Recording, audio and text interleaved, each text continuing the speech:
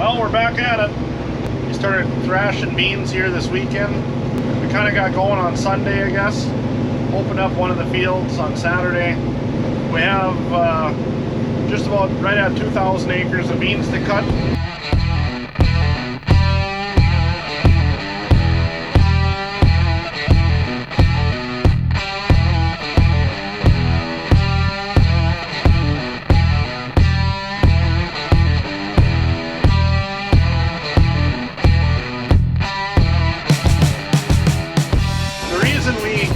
Just kind of getting going is because we put in a little more of a full season bean, and with the late rain we got, it really I think it helped it out, and so we got some benefit out of that where maybe the earlier season stuff didn't. So that's why we're kind of just getting rolling. Moisture's anywhere from 11.3 to 12.5, so that's about what you want, I guess. You know, obviously if it was 13, that'd be ideal, but it's kind of strange this year because we haven't had a frost yet, so the stems are green, or not green, have moisture in them, but the grain is dry. This is something we haven't experienced before. They're cutting just fine, they're thrashing out just fine. It's just that when you grab the straw, it's definitely damp, so it's a little different. I'll turn you back on when we get out to the field. She's a little breezy today.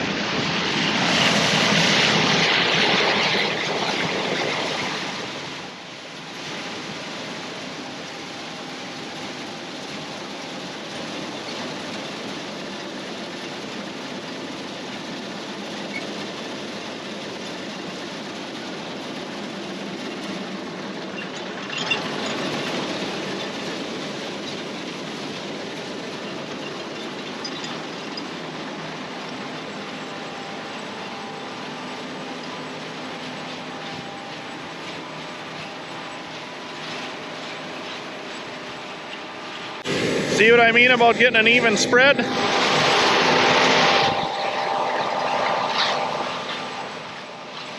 So another thing is too, you got to play the wind some. You can't just start on one end of the field and say, ah, the heck with it. It is what it is. The wind is changing. Sometimes we've went to the other side of the field and worked the other way. Kind of depends on which way the wind's out of. Otherwise, it doesn't matter how you spread it. It'll just leave it in a big windrow. All right, we got to go.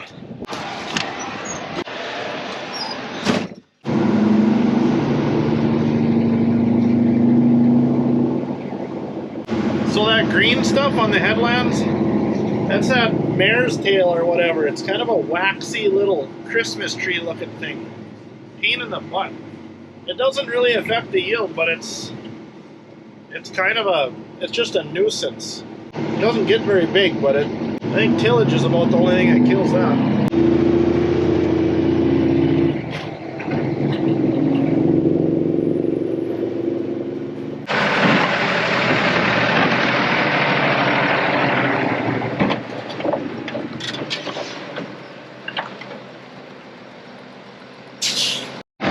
All right, back at the bin site. Got opened up.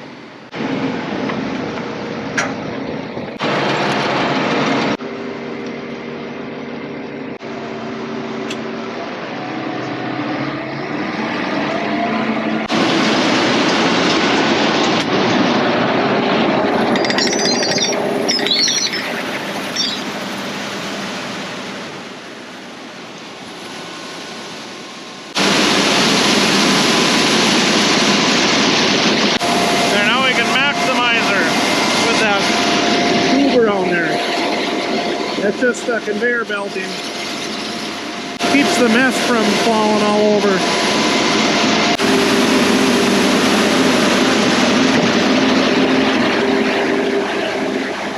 We're gonna get unloaded and then I'll head back to the field for another one.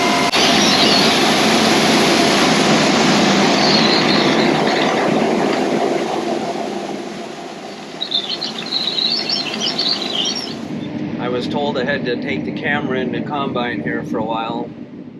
This field we're on right now, this spring was all corn stalks. Last fall we didn't get done with corn harvest till shortly after Thanksgiving, and the last couple days it froze up on us, and the last 500 acres didn't get worked. So normally spring tillage you have a yield drag, but this here looks really good. I'm sure it's down a little bit of what it could have been, but I'm very happy considering. I didn't know what to think when we had all the corn stalks out here this spring. Well, there we got some of last year's, some corn growing here. I see a couple stalks. Got the other machine over there. We just started this field. We're around 11 moisture on this field. We've been around anywhere from 11 to 13, 14-ish.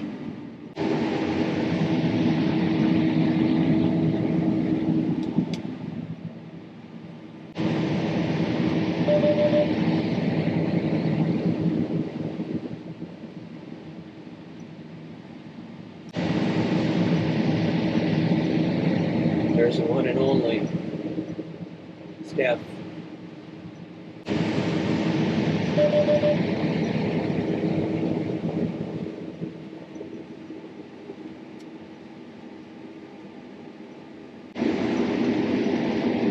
Watch me turn, it's so cool.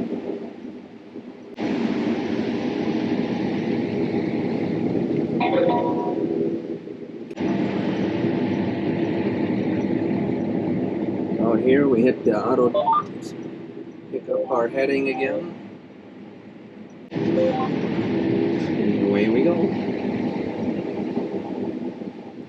Oh yeah, I forgot to mention when I talked about on this field, froze up on us around Thanksgiving, a little before.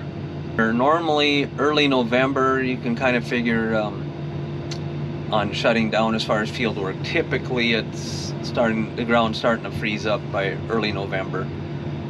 Last year it was around Thanksgiving, if I remember right, or real close to it. Just wanted to mention that if people wondering when does it freeze up here. Normally we figure after Halloween. It's anything after that is definitely a bonus as far as any field work goes. Okay, I was informed that I said I was going to explain something and I must have forgot. So anyway, on these style spreaders, we change a few things on them when we spread. We don't leave them the same. I'll give you guys a couple pointers on if you have a power cast spreader to make it better and to do what they're meant to do. This is the number one thing. If you have these paddles, obviously you have the paddles, but these paddles, the edges right here, they'll get rounded off and really wore out. So you can go to Lankota and you can buy these little steel plates that just bolt onto your paddle, and for what it cost, we've run these paddles now for 3 years, and we have to change them every year otherwise. So just by buying these alone saves us money. Another thing it does, it keeps a nice sharp corner all season long, so you get a nice consistent spread. Number two, we run 3 paddles. Factory, they come with 6. It's too many. The material can't get into the paddle to throw it out. I mean, think about it. There's too many paddles in there, and it's not able to get a good handful and throw it. Another thing we do is there's holes here. 1, 2, 3. There's 3 holes. We advance them all the way forward into the forward hole. That makes a big difference too, how it spreads. All right. So once you get that done, now we got 2 other things you got to remember. These are these shields here, okay? There's another shield that goes right here. For soybeans, you have to take this secondary shield out. You just unbolt these and that other piece comes out of here, and then you put this back on, all right? Otherwise, you'll have nothing in the center, and it'll all be out on the sides, all right? That's the way it is on soybeans. With wheat, you put these shields back in because there's so much volume that it does a more consistent job of spreading. You also need them in when you do corn. Otherwise, it's just going to come right out the back, all the husks. So The only time you take them off are for soybeans. Every other crop, you leave them on. And then replace these every now and again. They'll just snap and break. They are a special bolt. You cannot just put a regular bolt in there. They're like a really heavy grade. I don't know what they are, but you get them through deer, and you can't just put a regular bolt. They'll snap. So if these snap, which it's happened to us before, they just fall out in the field. And if you're at night, you won't know you're not spreading until you come back. So yeah, that's basically the spreader in a nutshell on the PowerCast tailboards. If you do this, I guarantee you'll spread 45 feet on soybean, stubble, and wheat. Your knives and hammers, make sure they are sharp. There's a lot of people that don't even look at them. Pretend what you're running out the back of your combine, just think of it as that's your fertilizer for next year. At least for our farm, is we definitely make sure what's going out the back of the combine is just as important as how it's coming into the combine. Well, we just finished another farm. Move across the road here. Somebody hit a skunk, one of the guys in the combine. Oofta. Anyway, we planted an Asgrow bean this year, and very happy with it. I'll show you the plant structure here a little bit. As you can tell, they really load up with beans. They are kind of a branchy bean if you give them the room. We solid seed and been doing that now for a few years. That's a 7.5-inch spacing on our air drill. And we've tried a whole bunch of different stuff. We've tried twin rows, we've tried 22s, we've tried 15s, but honestly I've been happiest with the solid seeding. Number one, you get the canopy. Number two, you get the canopy.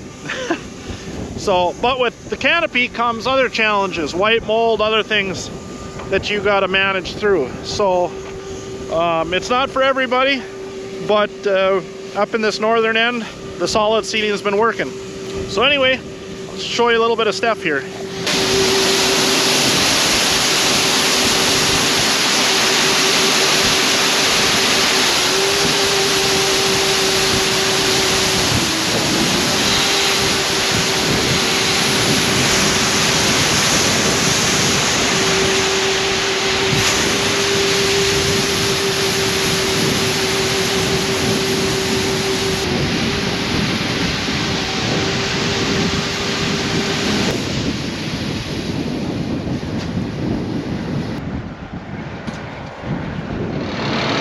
Done with day number 3. I'm going to shut the Steiger off, and I'm going to head out and do some more tillage. So, shut down the Steiger here. Well, we're really doing it, Harry. Getting this bean ground work back.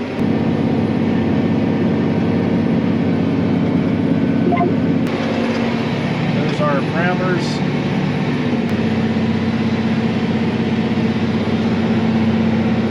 Well, we had an okay day on bean harvest.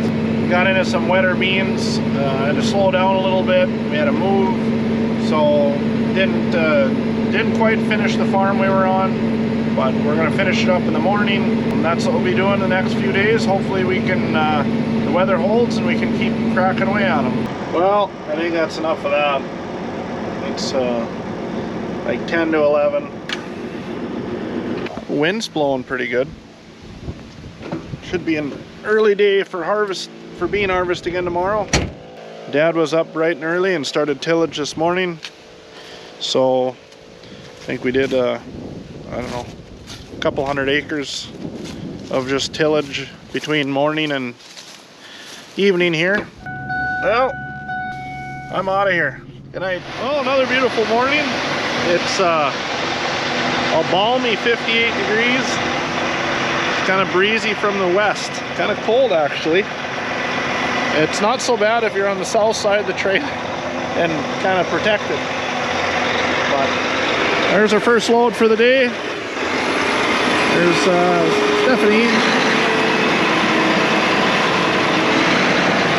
Don't mind RX, it needs a wash. Woo.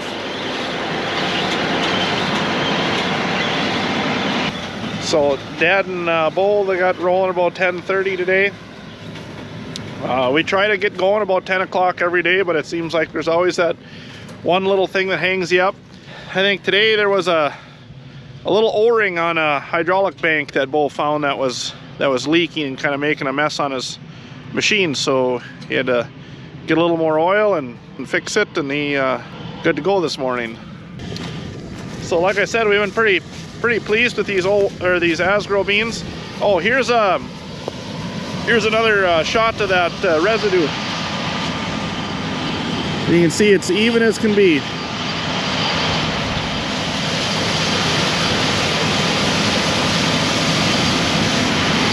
There he is.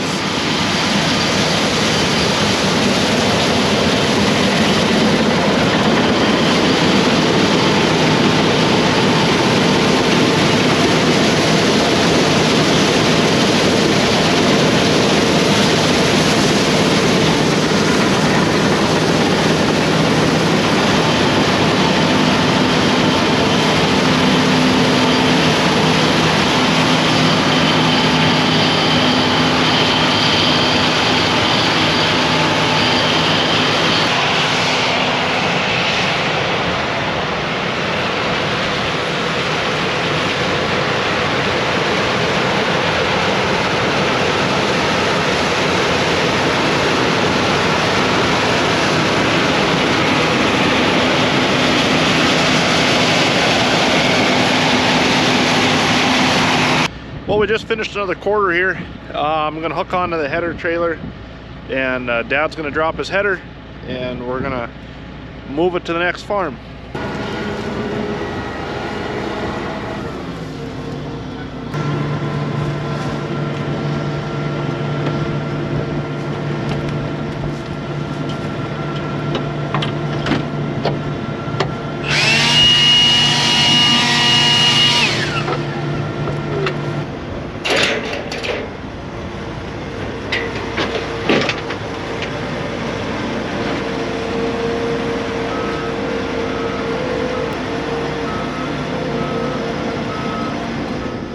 There, we unhooked, and looks like less than a minute. Off we go.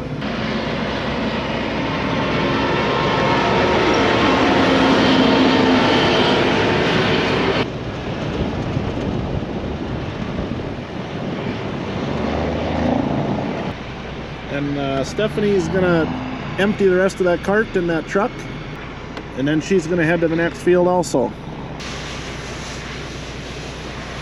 I really like these AWS four-wheel steer trailers for these 45-foot headers. Man, coming around corners and stuff, I like it a lot.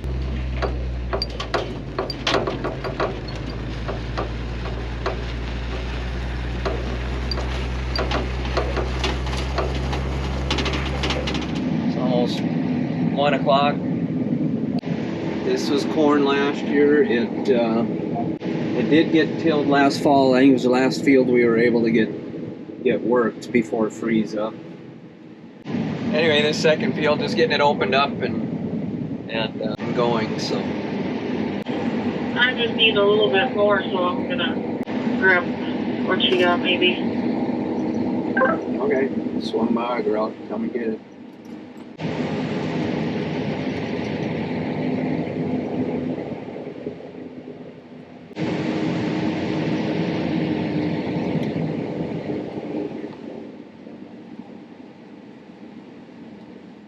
Well, it's Friday evening. Been doing some quick till on bean ground today. Didn't cut any beans today. We were caught up.